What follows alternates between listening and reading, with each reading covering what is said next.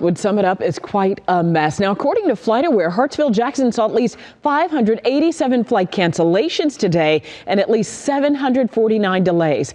But here's the good news. Out of all of this, you do have rights if you were caught in the middle of that mess and you want a refund. Atlanta News First investigative reporter Andy Perotti read the fine print of the new airline rules the federal government issued just earlier this year, Andy. Yeah, Tracy, these new rules came just in time, but there are guidelines that will determine whether you're eligible for a refund or not. According to the U.S. Department of Transportation, the new rules that went into effect in April show passengers are eligible for refunds for canceled or significantly changed flights if the departure or arrival times are more than 3 hours for domestic flights and more than 6 hours for international flights. If your departure or arrival airport changes, the number of your connections increases, and if passengers are downgraded to a lower class of service, but, for example, paid for a first-class seat.